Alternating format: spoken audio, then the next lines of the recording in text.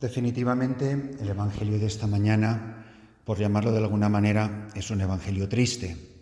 Un Evangelio triste, pero un Evangelio tremendamente necesario, al mismo tiempo iluminador, me atrevo a decir que para muchos hasta desgarrador.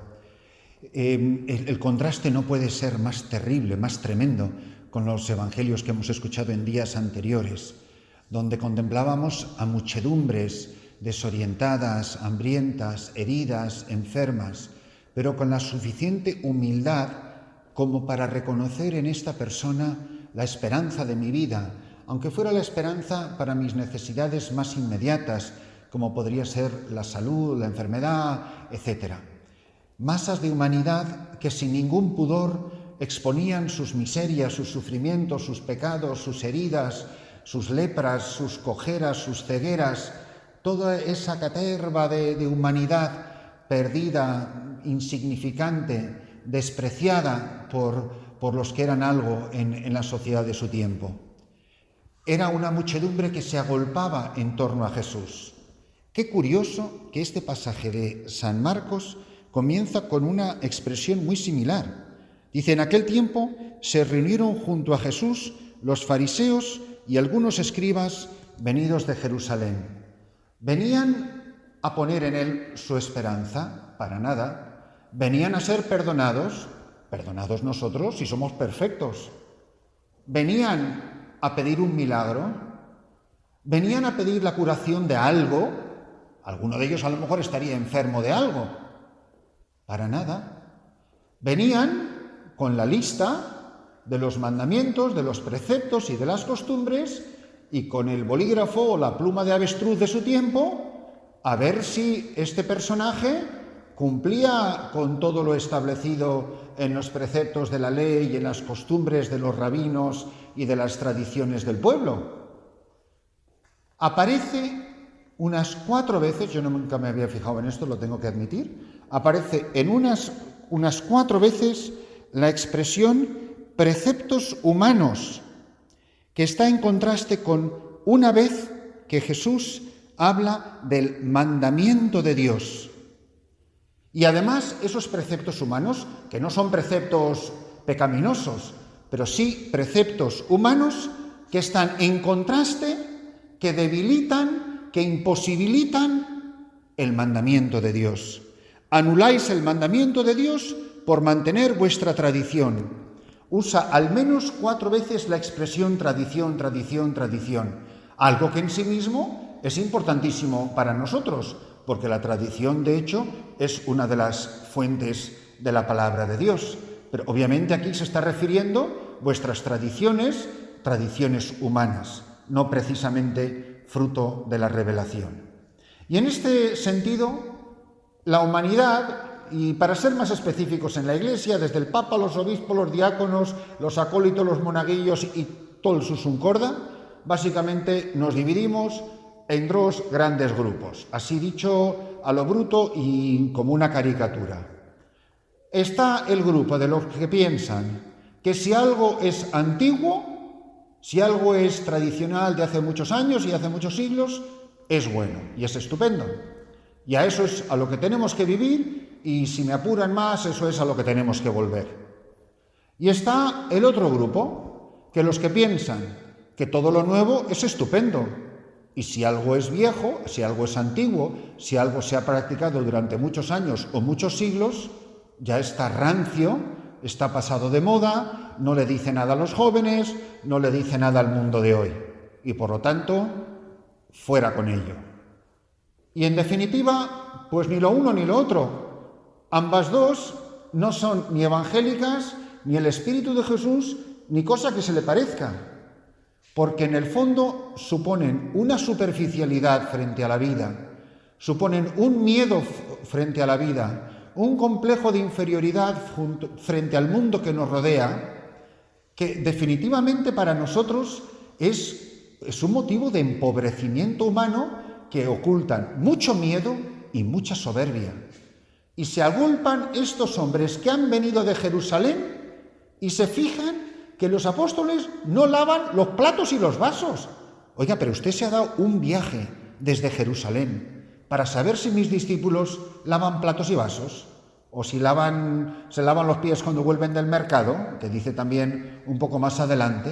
Pero qué cosa tan patética, que pueda haber gente que esté preocupadísimo de estas cosas. A mí me ha pasado, y en bastantes ocasiones, de ir a celebrar misa a conventos y monasterios, incluso, entre comillas, muy tradicionales, donde tengo la certeza de que más que ir a celebrar una misa, iba a ser examinado. Yo me sentía fiscalizado a ver cómo la celebraba, no lo que celebraba, no lo que predicaba, no el misterio que estaba ocurriendo en ese momento y que se estaba celebrando. No, las monjas estaban pendientes de si yo juntaba los deditos, el pulgar con el índice, de si el libro lo ponía así o asao, y si él daba la señal de la paz de no sé qué manera o no daba la señal. Una cosa tan ridícula. Conclusión: si yo o el sacerdote que fuese lo hace todo a la manera más antigua y más tradicional, el padre fulano de tal es un santo. Eso sí, habrá guardado todos los preceptos y habrá lavado todos los platos y todos los vasos en el altar. Pero tú sabes si ese hombre está viviendo en gracia de Dios o está en pecado mortal hasta las cejas. No, es que eso en el fondo no importa. Eso en realidad no tiene ningún valor. Lo único que verdaderamente importa es el cumplimiento de esos gestos externos. O al contrario, también te encuentras en sitios y te encuentras en conventos, te encuentras en lugares donde no sabes qué va a pasar después. O sea, llegas a celebrar una misa, ya no te digo si vas a concelebrar una misa, donde lo que está haciendo el que preside y la comunidad de turno, ya no sabes qué es lo que viene después. A veces es que yo ya no sé cómo se celebra misa, porque se lo está inventando todo, porque lo importante es entretener y ser curioso y ser novedoso, y en vez de una celebración teocéntrica se convierte en una celebración de mí, completamente antropocéntrica, donde lo importante soy yo y lo que yo haga, y en vez de ser un liturgo me he convertido en un showman, donde la misa del padre fulano de tal es estupenda porque la ha hecho de no sé qué manera. Qué importante es para nosotros, sobre todo en la Iglesia, saber distinguir entre preceptos humanos y el mandamiento de Dios. Y no es tan fácil, porque hay muchos preceptos humanos que son muy importantes y que nos pueden ayudar muchísimo en la vida espiritual y que pueden ser parte de la armadura, incluso me atrevo a decir del andamio, del que hemos hablado en otras ocasiones, que me ayudan a crecer y que están orientados hacia el mandamiento divino y que no buscan otra cosa que el cumplimiento del querer de Dios. ¿Quiénes son los que nos ayudan a entender esto de la mejor manera posible? ¿Quiénes son los que lo han vivido con autenticidad? Pues claro, los santos. Los santos son los que han vivido en la sabiduría de Dios para, habiendo sido fiel en esas cosas pequeñas de las que también habla Jesús en otro pasaje evangélico, pero siempre han tenido el mandamiento de Dios, lo que de verdad importa, en el centro de su vida. Y que esos preceptos humanos, útiles y necesarios, que duda cabe, siempre han estado al servicio del fin último y no se han convertido en un fin en sí mismos. Por eso, en la celebración de esta misa, en la escucha de esta palabra de Dios, esto también nos puede llamar a la conversión. A ningún soldado romano, ni siquiera el que le atravesó con la lanza, ni a Poncio Pilato, a ninguno de los miembros del imperio opresor, esto que se lleva tan de moda y muchísimo más hace 40 años, de estos opresores que era el imperio romano de su propio pueblo, jamás a ninguno de ellos los insultan y los llama hipócritas. ¿Ha llamado alguna vez Jesús hipócrita a algún leproso, o algún ciego, o algún cojo? ¿Llamó hipócrita a María Magdalena, de la que dice el Evangelio que expulsó 7 demonios? En días pasados hemos escuchado a Jesús liberando a gente del poder del demonio. ¿Los llama alguna vez hipócritas? Reserva Jesús sus palabras más duras, que si no las dijera Jesús, ni siquiera nos atreveríamos a creer que han sido pronunciadas por sus labios. reserva sus palabras más duras para la gente religiosa de su tiempo, para los maestros de la ley, para los escribas, para los fariseos, hasta que llega un momento en que la palabra fariseo ya es una cosa mala en sí mismo, como señal de duplicidad, preocuparse mucho de lo externo, pero haber olvidado lo interno. Recuerdo, hace unos años, pero no tantos, en tiempos del Papa Benedicto XVI, que fui a celebrar misa en un monasterio, muy de los que se considerarían tradicionales, y como no voy mucho, a lo mejor un par de veces al año, pues de repente me encuentro el altar lleno de unos candelabros de bronce gigantescos y un crucifijo que casi no me dejaba ver a la gente. Y bueno, pues no sé, le hice un comentario a las hermanas, decir, bueno, ¿y esto? No, es que nosotros siempre miramos a Roma. Bueno, pues parece ser, no lo sé, que tampoco me fijé, que en el altar de San Pedro habían puesto unos candelabros gigantescos y un crucifijo imponente de bronce y para estar en comunión con el romano pontífice, pues vamos a hacer lo mismo. Pero llegó el Papa Francisco y vuelvo a ese monasterio y ahí seguían los candelabros y el crucifijo. Y en Roma ya no lo había. Y yo, pues con un poco de sorna, con un poco de chungal, le digo a las hermanas, ¿qué hermanas? ¿Que hemos dejado de mirar a Roma? ¿O es que Roma tiene razón cuando está de acuerdo conmigo? Porque en definitiva, lo novedoso o lo tradicional, el que se incline una cosa por ella solo por serlo, es una persona muy insegura y una persona muy soberbia. Porque en definitiva el Papa tiene razón cuando está de acuerdo conmigo. El obispo es estupendo cuando le parece fenomenal lo que yo hago. Pero no hay ninguna llamada a la conversión. Quienes tienen que cambiar son ellos, no yo. Yo soy el paradigma del bien y del mal. Luego hay otro aspecto que yo creo que deberíamos de considerar y es que todos los que están tan aferrados a lo tradicional, ¿se habrán preguntado alguna vez que en algún tiempo esa tradición era novedad?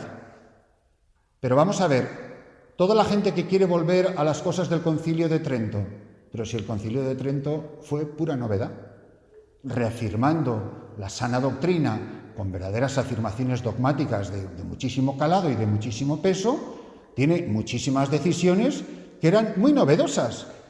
A ver si es que nos creemos que los seminarios los fundó nuestro Señor Jesucristo. Aparte de una inspiración de San Juan de Ávila, pues los seminarios son un invento del Concilio de Trento. Cuando se dice seminario conciliar, pues a algo se referirá, ¿no? Por algo será. Bueno, pues era una radical novedad. Nadie iba a los seminarios hasta que no aparece el Concilio de Trento. Y si le cuentas tú a quienes están convencidos de que la salvación de la Iglesia es repetir todo lo que dijo el último día del Concilio de Trento, ese concilio y su doctrina, pues cuéntales que el concilio lo convocó un emperador y no un papa. Bueno, obviamente el papa también, pero a instancias del emperador Carlos V, que tenía muchísimo interés en la sana doctrina de la Santa Madre Iglesia y tenía muchísimo más interés en conservar la unidad de su imperio frente a los príncipes alemanes y la Revolución Protestante. Y es así, pero cuéntales a los que quieren volver a eso como si fuese la tradición de hace 2000 años. Oiga, que entre 500 años y 2000 hay bastante diferencia. Y así se podrían dar multitudes de ejemplos. Y cuando se impone la liturgia romana, y se impone, digo bien, supone la abolición de liturgias, o prácticamente la abolición de liturgias antiquísimas, y se reduce a una diócesis la preciosísima liturgia ambrosiana, se reduce a un puñado de capillas en la ciudad de Toledo la liturgia mozárabe, otra joya, y así, o la liturgia carmelitana. Santa Teresa de Jesús, cuando entra al monasterio, celebra la liturgia carmelitana, y luego eso queda prácticamente abolido. Pero bueno, entonces, ¿en qué quedamos? ¿Lo nuevo o lo antiguo? Porque todo lo que es antiguo fue nuevo en su día. ¿Y cuál es la respuesta a esto? Pues, como siempre, la respuesta nos la dan los santos. Los santos son los que saben distinguir entre lo uno y lo otro, y los que saben que el precepto humano está al servicio del mandamiento de Dios. Los santos han sido grandes innovadores, pero de una fidelidad tan extraordinaria a la Iglesia y a la sana tradición. Cuando uno piensa en la novedad de un San Benito, lo que hace San Benito es una cosa extraordinaria. Y cuando introduce la vida monástica de la manera que él lo propone, eso no existía. O a ver si nos creemos que los benedictinos los fundó el mismísimo nuestro Señor Jesucristo siendo su primer abad. O cuando aparecen San Francisco y Santo Domingo. Si ahí la única vida religiosa que había era la monástica. Y se cayeron los muros de los monasterios y salieron los frailes mendicantes a evangelizar por toda Europa y norte de África. Y eso era una radical novedad. Sí, pero una novedad que teniendo una inspiración San Francisco se va en peregrinación con sus frailes y se arrodilla delante del Papa, a quien ni juzga ni condena, sino se postra ante él en obediencia y le presenta una intuición evangélica que recibe el beneplácito del Papa, que podía estar viviendo en toda la pompa y el esplendor, de la cual Francisco no dice nada, simplemente presenta una propuesta de vida. ¿Que algo no te gusta? No lo critiques, no juzgues, no condenes, arrepiéntete, conviértete, santifícate. Es el gran aporte de los santos. San Ignacio de Loyola es increíblemente innovador. ¿Cómo? Que antes había que reunirse en el coro a rezar la liturgia, pero si somos la caballería ligera de la Iglesia. Pues imaginaros si San Francisco Javier se hubiera tenido que ir a la India con 15 jesuitas porque si no, no se podían rezar los laudes. Pues San Francisco Javier rezaría los laudes agarrado al mástil del barco y vomitando de los mareos que tendría el pobre hombre. Pues anda que no fue revolucionario San Ignacio de Loyola. Y así cantidad de santos, pero siempre en la más profunda comunión con aquellos que tienen el oficio de pastores, con aquellos que son a nivel de la Iglesia Universal el Papa y a nivel diocesano los supremos discernidores de los carismas y de los modos de vivir en la Iglesia. En los tiempos que estamos viviendo hay muchos jueces y pocos santos, y nos vendría bien a todos preguntarnos, ¿yo de qué lado estoy? Y los lados ya no son dos, lo nuevo o lo antiguo. Lo nuevo son tres, los lados son tres. Hay quien critica lo nuevo, hay quien critica lo antiguo y hay quienes son humildes, son obedientes y quieren ser santos. Y que nosotros hoy, que nosotros esta mañana, nos miremos muy mucho cuánto tiempo estamos perdiendo lavando vasos y platos, cuando Jesús jamás nos ha dicho una sola vez que hagamos nada de eso. Pero sí nos ha dicho, y es la primera de las bienaventuranzas, bienaventurados los limpios de corazón, porque ellos verán a Dios. ¿Queremos que el Señor nos llame hipócritas y dedicarnos a lavar platos y vasos? ¿O queremos que nos diga, ven bendito de mi Padre? Porque eso sí que es un precepto de Dios. Ven bendito de mi Padre, hereda el reino preparado para ti desde antiguo, porque tuve hambre, porque tuve sed, etc. Bienaventurados los limpios de corazón. Que no perdamos el tiempo lavando platos y vasos y nos preocupemos de ser santos y de tener limpio el corazón.